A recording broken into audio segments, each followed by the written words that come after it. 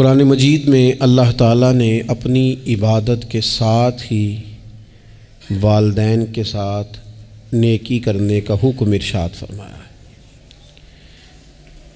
کئی جگہوں پہ قرآن مجید میں ارشاد فرمایا، سورہ بقرہ میں پہلے پارے میں فرمایا اللہ کے علاوہ کسی کی عبادت نہ کرو اور اپنے والدین کے ساتھ احسان کرو۔ والدین انسان کے لیے کتنا بڑا درجہ رکھتے ہیں، کیا ان کے ساتھ تعلق رکھنا، ان کی خدمت کرنا، ان کے ساتھ اچھے طریقے سے پیش آنا یہ ایک معاشرتی ضرورت ہے؟ کیا یہ ایک خاندانی تقاضا ہے یا اچھے اخلاق والے ہونے کی علامت ہے؟ نہیں، بلکہ یہ ایک دینی، روحانی اور ایمانی ضرورت ہے۔ کیوں کہ نبی اکرم نور مجسم صلی اللہ تعالیٰ علیہ وسلم سے جب پوچھا گیا تھا کہ یا رسول اللہ صلی اللہ تعالیٰ علیہ وسلم ماں باپ کیا ہیں، ماں باپ کے بارے میں کچھ فرمائیے، تو حضور نے فرمایا تمہاری جنت بھی ہیں اور تمہارے لیے دوزخ بھی ہیں۔ اگر تم ان کے حقوق اچھے طریقے سے ادا کرنے میں کامیاب ہو جاتے ہو، اگر تم ان کے ساتھ اخلاق عالیہ کا رویہ رکھنے میں کامیاب ہو جاتے ہو، اگر تم ان کے ساتھ محبت کا سلوک کرتے ہو، ان کو خوش کرنے میں کامیاب ہو جاتے ہو، شریعت اسلامیہ نے جو ان کے حقوق متعین کیے اگر وہ تم ادا کر لیتے ہو تو تمہارے لیے جنت ہے، اور اگر تم ان حقوق کو ادا کرنے میں ناکام رہتے ہو تو پھر تمہارے لیے دوزخ ہے۔ تو یہ ایک دینی، روحانی، ایمانی ضرورت ہے، اس کا ہمیں احساس ہونا چاہیے۔ ظاہر ہے ہم انسان ہیں اور والدین بھی انسان ہیں، ایسا نہیں ہو سکتا کہ ان کا رویہ ہمیشہ ہی ٹھیک ہو۔ یہ کیسے ممکن ہے کہ وہ کبھی خطا نہ کریں؟ یہ کیسے ہو سکتا ہے کہ کبھی ان کے رویے میں ترش روئی نہ آئے، وہ کبھی تلخ نہ بولیں؟ یہ بھی بہت ساری جگہوں پہ دیکھا گیا ہے، اور یہ 100% حقیقت ہے کہ بعض مقامات پر والدین انصاف بھی نہیں کر پاتے۔ لیکن ایک مسلمان بیٹے کو کیا حکم دیا گیا ہے، اور اس سے شریعت نے یہ مطالبہ کیا ہے کہ والدین کا جو معاملہ ہے، ان کا جو رویہ ہے، اس کے لیے وہ رب کی بارگاہ میں جواب دہ ہیں۔ ساری عدالتیں دنیا میں تو نہیں نہ لگنی، ایک عدالت صبح قیامت بھی تو قائم ہوگی۔ اگر وہ کہیں کسی مقام پر، کہیں جگہ پر وہ کسی غلطی کا شکار ہیں تو عند اللہ جواب دیں گے۔ ہم کیا کریں؟ تو حضور علیہ الصلوۃ والسلام نے فرمایا اگر تمہارے ماں باپ تم پر ظلم بھی کریں تو تم نے پھر بھی نیکی کرنی ہے۔ تمہارے رویے سے خیر ہی پھوٹنی چاہیے، تمہارے لب و لہجے سے ان کے لیے ہمیشہ خوبصورت رائے کا اظہار ہی ہونا چاہیے، تمہارے بازو ان کے لیے ہمیشہ کھلے رہنے چاہیے، اور تمہیں ان کے معاملے میں ہمیشہ اپنے رب کو جواب دینے کا تصور قائم رکھنا چاہیے، تمہارے اندر کہیں کمزوری نہ آئے۔ میں بڑی دیر سے اپنے دوستوں کی توجہ اس بات کی طرف مبذول کرا رہا ہوں کہ انسان کے ساتھ ہی ساری چیزیں رہتی ہیں، بیماریاں بھی، پریشانیاں بھی، کاروبار کا اتار چڑھاؤ بھی۔ انسان کے ساتھ دوستوں کی کبھی وفاداری، کبھی بے وفائی، کبھی بچوں کے مسائل، کبھی دیگر رشتہ داروں کے مسائل۔ اسے حکم یہ دیا گیا ہے، اسے سمجھایا یہ گیا ہے کہ وہ کسی ایک چیز میں الجھ کر باقی چیزوں کو بھولنا نہ شروع کر دے، کسی ایک پریشانی، ایک آزمائش کی وجہ سے اپنی زندگی کے سارے معاملات کو داؤ پہ لگانا نہ شروع کر دے، بلکہ وہ اپنے دل کو، اپنے سینے کو، اپنی طبیعت کو کشادہ رکھے۔ یہی معاملہ ماں باپ کے تعلق سے ہوتا ہے۔ ہم نہ ذرا دیگر کاموں میں بعض اوقات اس طرح کو الجھتے ہیں کہ اپنی اس اہم ذمہ داری سے ہم نظریں ہٹا لیتے ہیں۔ میرے نبی اکرم صلی اللہ تعالیٰ علیہ وسلم سے ایک شخص نے یہ عرض کیا تھا کہ یا رسول اللہ صلی اللہ تعالیٰ علیہ وسلم، میں نے نہ تیز دھوپ میں جلتی اور تپتی ہوئی زمین پر کئی میل کا سفر اپنی ماں کو اٹھا کے اس طرح کیا ہے کہ میرے پیروں میں جوتے نہیں تھے۔ اس پوری بات کو پھر سے آپ سمجھے بھلا میں نے کیا کہا ہے۔ یعنی گرم زمین پر گرمیوں میں چلنا ایک انتہائی مشکل کام ہے، اور پھر گرمی اگر عرب شریف کی ہو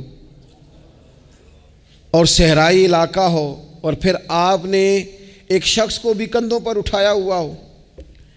یا رسول اللہ صلی اللہ تعالیٰ علیہ وسلم، گرم موسم میں گرم ریت پر ننگے پاؤں ماں کو اٹھا کر میں نے میلوں کا سفر کیا ہے۔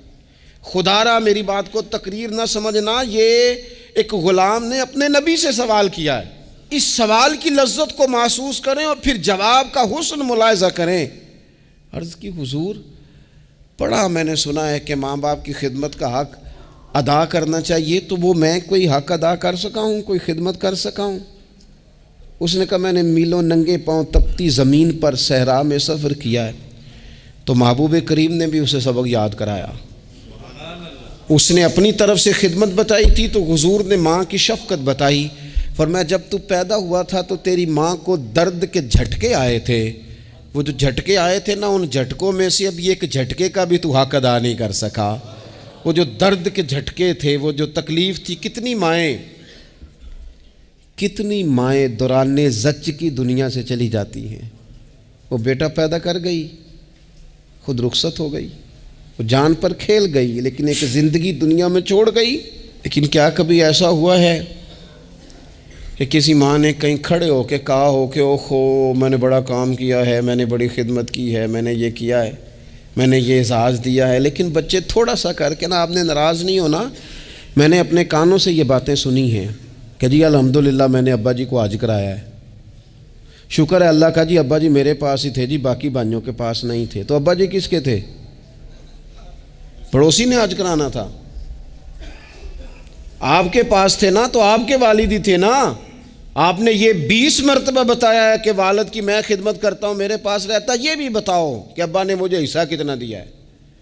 ساتھ یہ بھی بیان کرو کہ صرف ابا ہی میرے پاس نہیں رہتا، میں نے بھی ساری زندگی باپ کے پاس ہی گزاری ہے۔ اس نے بھی کبھی کہا تھا چاروں میرے پاس ہوتے ہیں، پانچوں میں نے رکھے ہوئے ہیں۔ کیا مذاق ہے، کتنی چھوٹی سوچ ہے۔ اپنے والدین کے ساتھ بڑا رویہ عمدہ کیا جائے، کبھی نہ الجھنا۔ خبردار، ایک مقام پر ماں باپ کی نافرمانی کی جا سکتی ہے، وہ کب؟ جب وہ آپ کو دین کے مخالف چلنے کا کہیں، جب رب رسول کی مخالفت کا معاذ اللہ کہیں، اور مسلمان والدین یہ کبھی کہہ سکتے نہیں۔ باقی ہر کام میں ان کی فرما برداری ہے، ان کی خدمت ہے، ہر جائز کام میں ان کی بات کو تسلیم کرنا ہے۔ بلکہ حضرت اسماء بنت ابی بکر صدیق، حضرت صدیق اکبر رضی اللہ تعالی عنہ کی صاحبزادی ہیں، انہوں نے ایک دفعہ نبی پاک علیہ السلام کی خدمت میں ایک سوال بھیجا تھا۔ عرض کی یا رسول اللہ صلی اللہ تعالی علیہ وسلم، ماں مشرکہ ہے، اللہ رسول کو نہیں مانتی، معاذ اللہ، ماں مشرکہ ہے، تو حضور وہ مجھ سے ملنا چاہتی ہے، کیا میں اس سے حسن سلوک کر سکتی ہوں؟ تو نبی کریم نے فرمایا تیری تو ماں ہے نا، چل تو اچھا سلوک ہی کر، تو اپنا رویہ اس کے ساتھ ٹھیک رکھ، کیونکہ تیری والدہ ہے۔ میں آج حقوق والدین پر تقریر نہیں کرنے جا رہا، بس ایسے ہی مجھے خیال آیا۔ میں ایک دوست نے ایک سوال پوچھا ہے، مجھے اچھا لگا ان کا بات پوچھنا۔ انہوں نے یہ پوچھا ہے کہ اگر کسی شخص کے والدین دنیا سے چلے جائیں اور جانے کے بعد اسے احساس ہو کہ مجھ سے بڑی غلطیاں ہو گئیں، اسے احساس ہو کہ بڑی کوتاہیاں ہو گئیں، بڑی جگہوں پہ میں بھول گیا۔ بہت سارے لوگوں کو پچھتاوا ہوتا ہے کہ یار بڑی چیزیں تھیں جو ہم کر سکتے تھے پر ہم سے نہیں ہو سکیں۔ انہوں نے پوچھا جی کوئی اب بھی کوئی اس کا حل ہے؟ تو میں نے کہا ہے نا، ہم رسول رحمت کے ماننے والے ہیں صلی اللہ تعالی علیہ وسلم۔ نبی پاک صلی اللہ تعالی علیہ وسلم نے ارشاد فرمایا، الترغیب والترہیب میں حدیث موجود ہے، حضرت انس بن مالک رضی اللہ تعالیٰ عنہ حدیث کے راوی ہیں۔ اللہ کے پیارے حبیب علیہ الصلاۃ والسلام نے فرمایا، جس بندے کے والدین یا دونوں میں سے کوئی ایک انتقال کر جائے اور وہ معاذ اللہ ان کا نافرمان ہو، تو فرمایا پھر ان کے لیے دعا کرتا رہے، استغفار کرتا رہے، کرتا رہے، کرتا رہے، کرتا رہے، امید ہے اللہ اسے نیکوکاروں میں لکھ دے گا، وہ فرما برداروں میں آ جائے گا۔ شرط یہ ہے کہ وہ ان کے لیے استغفار کرے، دعائے مغفرت کرے، اب ان کے لیے وہ اب ہی شروع کر دے ان کو یاد کرنا، اب ہی اس مقام پر آ جائے، ابھی کچھ سوچ لے، تو اللہ تعالیٰ کی بارگاہ سے کرم کی امید ہے کہ اللہ اس نے جو زندگی میں اس سے غلطیاں ہو گئی، رب اس کی ان غلطیوں کو معاف کر دے گا۔ روز استغفار کرے۔ ایک دوست نے مجھ سے ایک دفعہ پوچھا تھا کہ حضرت صاحب والدین چلے گئے ہیں، ان کے لیے کیا کروں؟ تو بڑی بڑی چیزیں بھی کی جا سکتی ہیں، لیکن میں نے اپنے اس محبت والے دوست کو یہ محبت والا مشورہ دیا تھا کہ میں چونکہ آپ کو جانتا ہوں آپ نماز میں کوتاہی کرتے ہیں، آپ نہ نماز پڑھنی شروع کر دیں۔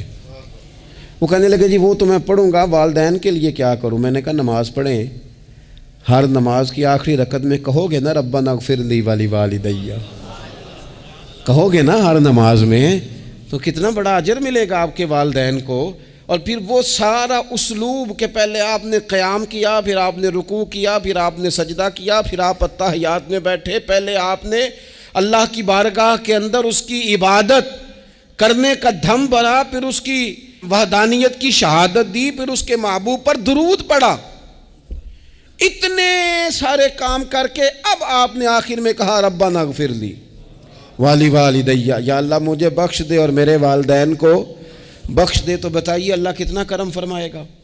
تو اپنے والدین کے لیے ان کے جانے کے بعد بہت ساری چیزیں ہیں، کفن دفن کا بندوبست کیا جائے، جنازے کا اہتمام کیا جائے، لیکن کچھ چیزوں کو نبی پاک علیہ الصلاۃ والسلام نے ذرا توجہ سے ہمیں سمجھایا ہے اور ہماری بار بار توجہ دلائی ہے۔ ایک شخص نے عرض کیا تھا یا رسول اللہ صلی اللہ تعالیٰ علیہ وآلہ وسلم کہ میرے والدین دنیا سے چلے گئے ہیں تو کیا اب بھی میں ان کے ساتھ کوئی بھلائی کر سکتا ہوں؟ اچھا پہلے میں آپ سے ایک بات عرض کروں، ہمیں موقع ملتا ہے ختمات شریف پہ جانے کا، ایصال ثواب کی مجالس میں حاضری کا، اور پھر اللہ تعالیٰ یہ بھی موقع دیتا ہے کہ بعض اوقات مسلمانوں کے لیے دعا کرتے ہیں اور ہمارے ذمے لگا دیا جاتا ہے کہ جناب اتنا ایصال ثواب کرنے کے لیے اہتمام کیا گیا ہے تو یہ آپ کر دیں۔ تو ہم پتہ کیا کرتے ہیں، ہم کہتے ہیں کہ جناب جانے والے کا نام بتاؤ، اور نام بتاتے ہیں تو ہم فلاں بن فلاں کہہ کے جو نام بتایا جاتا ہے ان کے لیے دعا کر دیتے ہیں، لیکن جب والدین کے لیے دعا کرتے ہیں پھر نام تو نہیں نہ لیتے، پھر کیا کہتے ہیں یا اللہ میرے والد کو بخش دے، میری والدہ کی مغفرت۔ اس کا مطلب ہے وہ دنیا سے چلے گئے، آج بھی ماں باپ ہیں، وہ رخصت ہوئے، انہوں نے پردہ کیا، ان کی روح کا رشتہ ٹوٹا ہے پر تیرا رشتہ ان کے ساتھ آج بھی قائم ہے، تیرا تعلق ان سے ٹوٹ سکتا، وہ تیرا تعلق، میں نے ایک دفعہ پہلے بھی کہا تھا، میرا بیٹا شاید قد میں مجھ سے تھوڑا اونچا ہو گیا ہو اور اللہ تعالیٰ نے مجھے بڑے محبت والے سنگی دیے، میں نے اپنی حیثیت اہمیت سے بڑھ کر دنیا میں محبت پائی، لیکن میں نے اپنی زندگی میں سب سے زیادہ اپنے والد کی کمی محسوس کی، نے بڑی محسوس کی۔ ابھی بھی کبھی کبھی سوچتا ہوں کہ کچھ باتیں صرف ان سے ہو سکتی ہیں، کسی اور سے نہیں ہو سکتی۔ کبھی کبھی محسوس ہوتا ہے کہ ان کے دامن کے اندر ٹھنڈ کے موقع پر نگ ملتا تھا اور گرمی کے موقع پر ٹھنڈی ہوا آتی تھی۔ یہ خاص انہی لوگوں کا وطیرہ ہے، یہ انہی کا خاصہ ہے، پتہ نہیں اللہ نے کس طرح ان لوگوں کو بنایا ہے اور کس طرح کا یہ رشتہ بنایا۔ تو نبی اکرم صلی اللہ تعالیٰ علیہ وسلم کی خدمت عالی مرتبت میں عرض کیا، صحابی نے سنن ابو داؤد شریف میں حدیث ہے، عرض کی یا رسول اللہ صلی اللہ تعالیٰ علیہ وسلم میرے والدین چلے گئے تو کیا میں ان کے جانے کے بعد بھی ان کے لیے کچھ کر سکتا ہوں؟ تو نبی پاک نے 5 باتیں ارشاد فرمائیں۔ فرمایا ہاں، ایک تو ان کے لیے دعا مانگا کر، دوسرا اللہ کے محبوب نے فرمایا ان کے لیے استغفار کیا کر، تیسرا رسول کریم علیہ السلام نے فرمایا اگر انہوں نے کسی سے کوئی وعدہ کیا تھا تو اسے پورا کر دے اگر تجھ سے ہو سکے، اور رسول کریم علیہ السلام نے فرمایا اگر ہو سکے تو ان کی طرف سے صلہ رحمی بھی کر، یعنی ان کے رشتہ داروں سے اچھا سلوک کر، اپنے چچاؤں کے ساتھ تو نیکی کر، اور اگر تیری والدہ کی طرف سے تو نیکی کرنا چاہے تو اپنے ماموں کے ساتھ، خالاؤں کے ساتھ تو اچھا سلوک کر، اور پھر 5ویں نمبر پر محبوب نے فرمایا اپنے والد کے دوستوں کی تعظیم کر، ان کے لیے تیرے دل میں اچھے جذبات ہوں، تو اکرام کر دوستوں کا۔ اور والد کے دوستوں کے اکرام کا تو اتنا بڑا درجہ ہے کہ حضرت ابو بردہ رضی اللہ تعالیٰ عنہ تشریف لائے مدینہ طیبہ میں۔ حضرت ابو بردہ مدینہ طیبہ میں تشریف لائے تو حضرت عبداللہ ابن عمر رضی اللہ تعالیٰ عنہ ان سے ملنے پہنچ گئے فٹافٹی۔ مصروف آدمی تھے حضرت عبداللہ ابن عمر، بہت بڑے مفتی تھے، لوگ ہر وقت مسائل پوچھتے تھے، حج کے سب سے زیادہ مسائل انہی کو آتے تھے، اور صحابہ میں ایک بہت بڑا مقام رکھتے تھے۔ حضرت عبداللہ ابن عمر فوراً حضرت ابو بردہ رضی اللہ تعالیٰ عنہ سے ملاقات کے لیے پہنچے، اور پہنچتے ہی فرمانے لگے آپ کو پتہ ہے میں آپ سے کیوں ملنے آیا ہوں؟ حضرت ابو بردہ کہنے لگے میں تو خود بڑا حیران ہوں کہ آپ ایک مصروف آدمی اور آپ ٹائم نکال کر کے میرے پاس تشریف لائے۔ فرمانے لگے اس لیے آیا ہوں کہ میرے والد آپ کے والد کے دوست تھے، حضرت فاروق اعظم کے دوست تھے آپ کے والد، اور یہ صحیح ابن حبان میں یہ لفظ موجود ہیں۔ حضرت سیدنا عبداللہ ابن عمر رضی اللہ تعالیٰ عنہ فرمانے لگے نبی پاک علیہ السلام نے فرمایا ہے کہ جو اپنے والد کی قبر میں ان سے اچھا سلوک کرنا چاہے وہ والد کے دوستوں کے ساتھ اچھا سلوک کرے، وہ اس رویے کو، اس محبت کو قائم کرے، اس چیز پر خاص اہتمام کرے، خاص ذوق دے۔ ہمارے ہاں نا جی ہم جلدی سے مصروف ہو جاتے ہیں اور اپنے دوستوں کو زیادہ ٹائم دیتے ہیں، اپنا آنا جانا، اپنا اٹھنا بیٹھنا، اپنے شب و روز ان میں ہم زیادہ وقت گزارتے ہیں۔ کرنے کا کام یہ ہے کہ تھوڑا ٹائم نکال کے، تھوڑی فرصت دیکھ کر اس پر تھوڑی توجہ دی جائے۔ اسی طرح معروف روایت سیاستہ میں موجود ہے، حضرت مالک بن دار کہتے ہیں کہ میں حضرت عبداللہ ابن عمر کے ساتھ جا رہا تھا تو میں نے دیکھا ایک بدو ننگے پاؤں اور ننگے سر آ رہے ہیں۔ حضرت عبداللہ ابن عمر نے فٹافٹ انہیں اپنی سواری بھی دے دی، سیاستہ سے حدیث عرض کر رہا ہوں، سواری بھی دے دی اور پگڑی بھی دے دی۔ فرماتے میں نے عرض کی حضرت عبداللہ ابن عمر سے کہ حضور یہ بدو ہیں، یہ تو تھوڑے سے نذرانے پہ بھی خوش ہو جاتے، آپ کوئی عام معمولی سا تحفہ بھی دیتے تو راضی ہو جاتے، اور آپ نے پگڑی بھی دے دی اور گھوڑا بھی دے دیا۔ حضرت عبداللہ ابن عمر کہنے لگے یہ کوئی عام آدمی نہیں، یہ میرے والد کے دوست ہیں، اور والد کے دوستوں سے محبت کرنا یہ ہمیں رسول رحمت نے سکھایا ہے، کیونکہ اصلاں نال جے نیکی کریے تو نسلاں تاک نہیں پول دے۔ محبتوں کو قائم رکھنا، ان کو دوام دینا۔ ہمارا تو چچا کے ساتھ سلوک نہیں رہتا، توجہ نہیں رہتی۔ ہم نے اصالِ ثواب کا جو مفہوم بنا لیا ہے وہ بڑا گڑبڑ ہے۔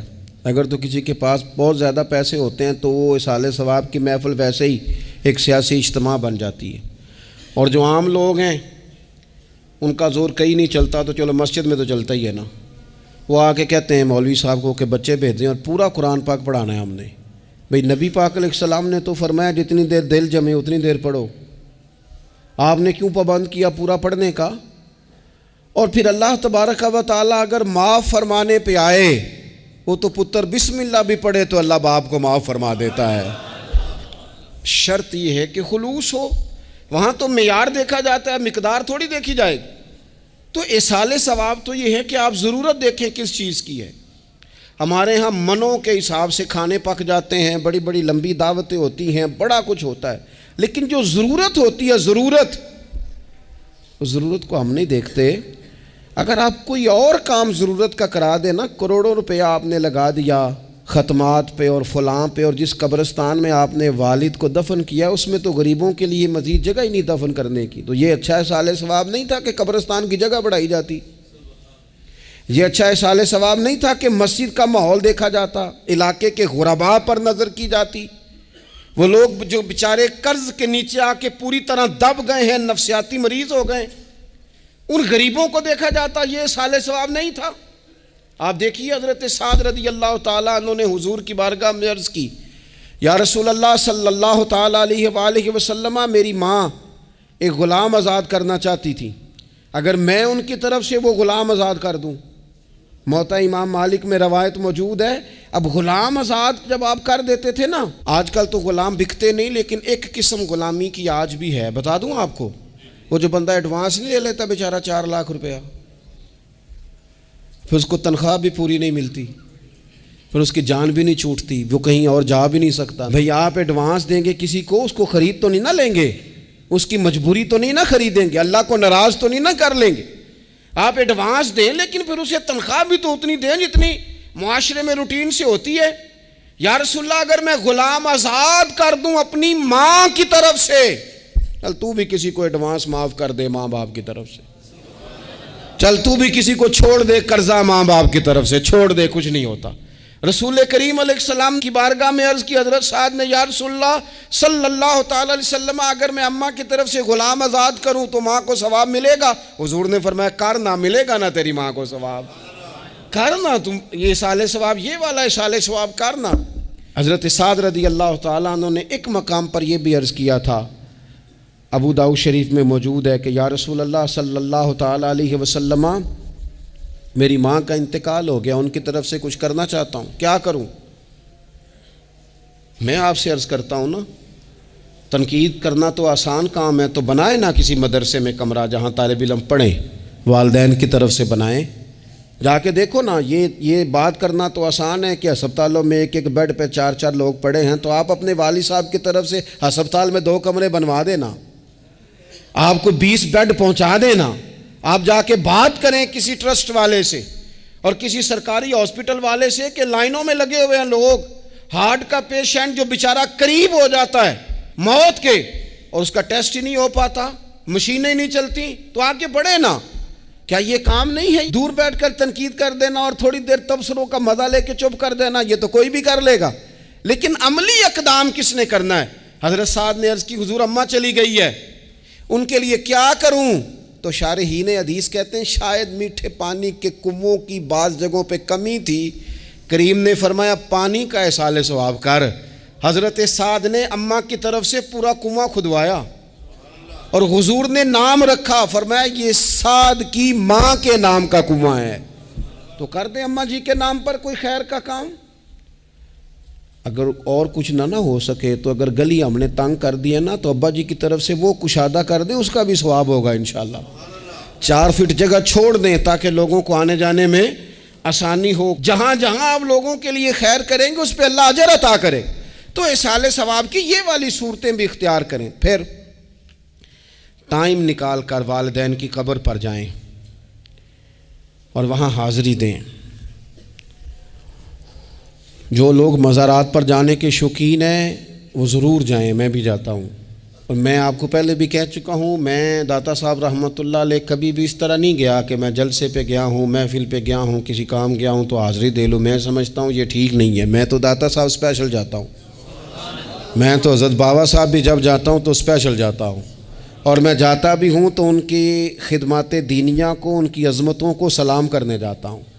میں تو فیوزات روحانیہ کے لیے جاتا ہوں، ایز اے خاص جاتا ہوں، حاضری دیتا ہوں، یہ بڑا کمال بات ہے۔ لیکن آپ کو ایک بات عرض کروں، یہ اللہ والوں کے مزارات ہیں، ان پر ضرور جانا چاہیے، لیکن ایک بات یاد رکھنا، ہر بیٹے کے لیے اس کے باپ کی قبر مزار ہے،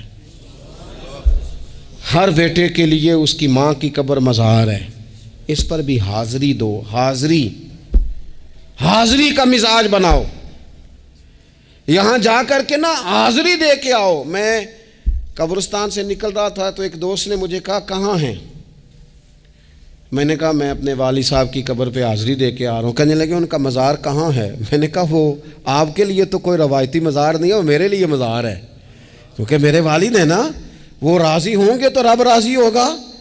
والدہ کے لیے نبی پاک نے فرمایا اس کے پیروں کے نیچے جنت ہے، تو جس کے پیروں کے نیچے تیری جنت ہے، بتاؤ اس کی قبر تیرے لیے مزار نہیں؟ اس کی قبر تیرے لیے باعث فیوز و برکات نہیں؟ تو نبی پاک صلی اللہ علیہ وسلم نے فرمایا ایک روایت میں، جو ہر جمعے والے دن اپنے والدین کی قبر پہ جائے گا، اللہ تبارک و تعالی جانے والے کی بھی بخشش فرما دے گا۔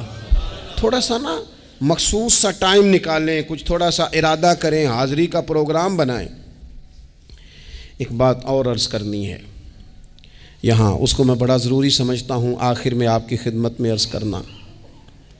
ایک بات اچھی طرح سے طے کر لینا، کچھ چیزیں ایسی ہوتی ہیں جو ادھار ہوتی ہیں، کچھ ایسی ہوتی ہیں جو نقد ہوتی ہیں، بالکل نقد، ان میں ادھار نہیں ہوتا۔ وہ کہتے ہیں نا جی ہم جی ادھار کا کاروبار نہیں کرتے، ہمارا سارا کاروبار کیش کا ہے، ہم بالکل ایک ہاتھ دے دوسرے ہاتھ لے، ہمارا یہ سلسلہ ہے، ہم بالکل جو ہے نا کسی قسم کا کریڈٹ پہ نہیں چلتے۔ میں آپ سے عرض کروں، نبی پاک علیہ السلام نے فرمایا کسی جرم کی سزا اللہ تعالیٰ دنیا میں نہیں دیتا اتنی جلدی۔ بہت ساری سزائیں رب نے روک دی ہیں، قیامت کو دی جائیں گی۔ اللہ تعالیٰ سب سزاؤں سے ہی ہمیں محفوظ فرمائے، لیکن فرمایا والدین کی نافرمانی ایسا جرم ہے جس کی دنیا میں بھی سزا ملتی ہے، دنیا میں یہ طے ہے۔ حضور علیہ الصلوۃ والسلام نے کبھی کسی شخص کے لیے دعائے ضرر نہیں کی۔ حضور نے تو کبھی یہ بھی نہیں کہا، جو پتھر مار رہے تھے کہ یہ تباہ ہو جائیں، برباد ہو جائیں، ان کی ناک خاک آلود ہو جائے، لیکن سیڑھیاں چڑھتے ہوئے جو مشہور حدیث ہے، محبوب نے آمین کہا، اور پھر حضرت جبریل نے جب 3 لوگ بتائے تو ان میں ایک بندہ وہ تھا، حضرت جبریل امین عرض کرنے لگے یا رسول اللہ صلی اللہ تعالیٰ علیہ وسلم، جس نے اپنے ماں باپ دونوں یا کسی ایک کو بڑھاپے میں پایا اور پھر ان کی خدمت کر کے جنت حاصل نہ کر سکا، اس کی ناک خاک آلود ہو جائے، تو حضور فرماتے ہیں میں نے بھی کہا آمین، ہو جائے، اسے ہو ہی جانا چاہیے۔ یہ شخص اس طرح کا ہے کہ اسے خاک آلود ہو ہی جانا چاہیے۔ کبھی بھی زندگی میں اپنے والدین، کیا ہمیں دعا سکھائی قرآن پاک نے، کہا وَقُرْ رَبِّ ارْحَمْهُمَا كَمَا رَبَّيَانِي صَغِيرًا۔ آپ کہیے، آپ یہ دعا کیجئے کہ اے میرے پروردگار ان دونوں پر رحم فرما جنہوں نے بچپن میں مجھے پالا، ان دونوں پر رحم فرما۔ اپنے والدین کے لیے اپنے تھوڑے سے دل کو بڑا کریں، کچھ چیزیں اپنی زندگی میں طے کریں، کچھ معاملات اپنی زندگی میں۔ ہمارے ایک استاد تھے گجرانوالہ میں، نام لیتا ہوں، حضرت مفتی عبداللطیف صاحب رحمۃ اللہ علیہ، یہ حضرت محدث اعظم کے شاگرد ہیں، اور اعلیٰ حضرت کے بڑے صاحبزادے حضرت حجت الاسلام مولانا حامد رضا خان صاحب رحمۃ اللہ علیہ کے یہ شاید واحد مرید تھے ہمارے شہر میں، مفتی عبداللطیف صاحب قادری حامدی۔ گجرانوالہ میں شاید کوئی شخص ہو جس نے گجرانوالہ میں پڑھا ہو تو وہ حضرت کا شاگرد یا شاگرد کا شاگرد، یہ ان کی زندگی تھی۔ ان کی والدہ کی بڑی لمبی عمر ہوئی تو ان کے بعض کلاس فیلو نا استاد صاحب کہتے ہیں مجھے مذاق کرتے ہیں، وہ کہتے ہیں رات کو محفل پہ آنا ہے تو استاد جی کہتے ہیں میں امی سے پوچھ کے بتاؤں گا، تو کہتے آپ کیا بات کرتے ہیں، اتنی آپ کی عمر ہو گئی، بچے آپ کے بڑے ہیں، پوتے آپ کے، پوتیاں نوازے، اور ابھی بھی امی سے۔ فرماتے اماں بوڑھی ہیں، ضعیفہ ہیں، میں نہیں نہ ہوتا تو پریشان ہو جاتی ہیں، دیر سے آتا ہوں تو سو نہیں پاتی، امی سے پوچھ کر بتاؤں گا۔ او دوستو، یہ لوگ شاید آج اسی لیے ان کے مزارات سے خوشبو زیادہ آتی ہے، شاید اسی لیے لوگ ان کا نام ممبروں پہ لیتے ہیں، جمعوں میں تذکرے کرتے ہیں، شاید اسی لیے ان کے لیے دعائیں زیادہ ہوتی ہیں، شاید اسی لیے ان کی اسناد زیادہ چلتی ہیں۔ کیا میرے رسول کریم نے فرمایا، حضور نے فرمایا صحابہ اگر میری والدہ موجود ہوتی نا اور میں تمہیں نماز پڑھانے آتا اور میں سورہ فاتحہ پڑھ لیتا اور میری ماں پردہ سرکا کے کہتی بیٹا ذرا میری بات سننا، تو فرمایا اللہ کی قسم نماز توڑ کے اپنی اماں کی بات سن کے آتا۔ آپ میری بات کو سمجھیں، اس مفہوم کو اپنی زندگی میں پیدا کریں، اور بالخصوص والدین رخصت ہو جائیں تو پھر تو زیادہ حق بنتا ہے کہ ہم تھوڑا اور زیادہ محتاط ہو جائیں۔ عرض یہ کرنا چاہتا تھا کہ جتنا ذکر آپ کے بچے آپ کے منہ سے اپنے والدین کا سنیں گے اتنا ہی وہ کل آپ کا کریں گے، جتنا وہ آپ کے ساتھ آپ کے والدین کی قبروں پہ جائیں گے اتنا ہی کل کو وہ آپ کی قبر پہ جائیں گے، جتنا وہ آپ کو دیکھیں گے اپنے والدین کے لیے سال ثواب کرتا اتنا ہی وہ آپ کے لیے کریں گے۔ یہ جو ہم کہتے ہیں نا بچے بعد میں دے دیں گے، پتر انہیں پیسے دے دینا میرے والوں، کوئی نہیں دینے انہوں نے، اس لیے کہ انہوں نے آپ کو اپنے والدین کی طرف سے کوئی صدقہ کرتے نہیں دیکھا تو وہ آپ کی طرف سے کیوں کریں گے جی؟ یہ تو رواج ہے جو آپ نے ڈالنا ہے تو یہ گھر میں ڈل جانا ہے۔ اللہ تبارک و تعالیٰ کی بارگاہ میں دعا کرتا ہوں اللہ ہمیں سمجھ نصیب کرے۔